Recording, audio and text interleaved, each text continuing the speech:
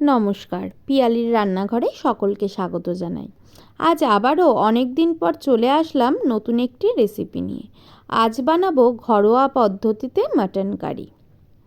এই mutton curry বানানোর জন্য প্রথমেই গ্যাসের ওপর একটি কড়াই চাপিয়ে তাতে দিয়ে দিলাম বেশ কিছুটা পরিমাণে সরিষার তেল।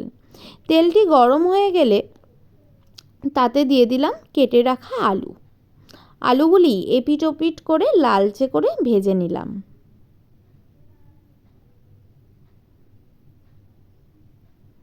আলুগুলি আমার ভাজা হয়ে গেছে।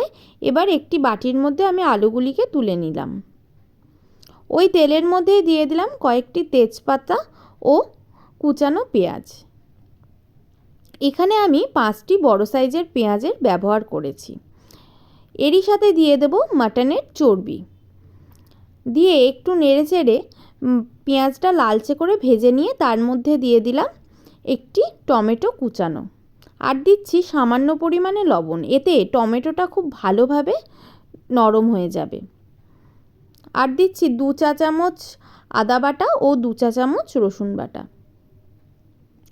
একটু নেড়েচেড়ে এর মধ্যে দিয়ে দিচ্ছি কাঁচা লঙ্কা বাটা। ঝালটা আপনারা আপনাদের স্বাদ অনুযায়ী দেবেন।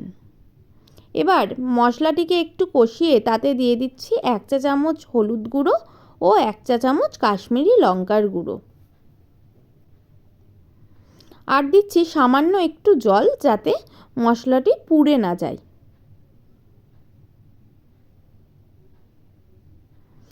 এবার মশলাটিকে খুব ভালোভাবে কষিয়ে নিচ্ছি।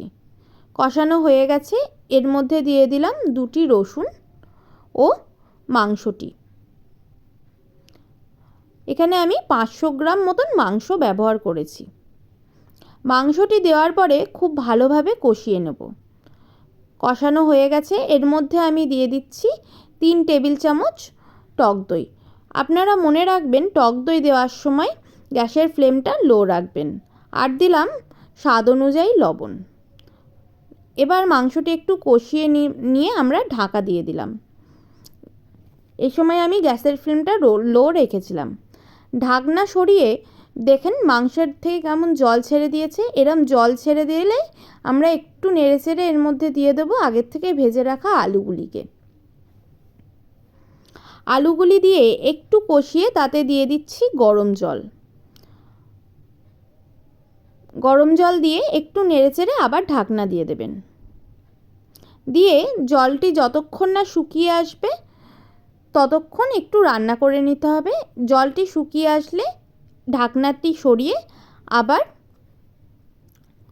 একটুখানি আমি কষিয়ে নিচ্ছি।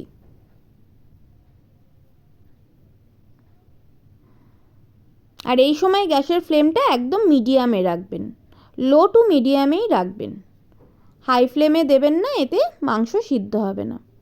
কষানো হয়ে গেছে। আমি আবারও দিয়ে দিচ্ছি বেশ কিছুটা পরিমাণে গরম জল।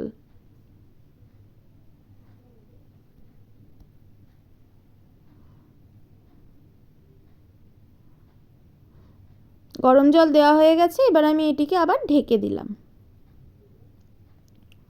দেখুন এবার আমার মাংসটি প্রায় হয়ে এসেছে। মাংসটি খুব ভালোভাবে সিদ্ধ হয়ে গেছে। এবার আমি এর মধ্যে দিয়ে দিলাম বেশ কিছুটা পরিমাণে গরম মশলার গুঁড়ো। আর এইভাবেই আমাদের তৈরি হয়ে গেল লাল লাল ঝাল ঝাল ঘরোয়া পদ্ধতিতে মাটন কারি। এবার এটিকে আমি পোলাওয়ের সাথে পরিবেশন করব। আপনারা চাইলে গরম গরম ভাতের সাথেও এটিকে খেতে পারেন। আর আমার এই ভিডিওটি যদি আপনাদের ভালো লেগে থাকে তাহলে অবশ্যই লাইক, কমেন্ট, শেয়ার করবেন। আর আরও এরকম ভিডিও পেতে চ্যানেলটিকে সাবস্ক্রাইব করবেন। ধন্যবাদ।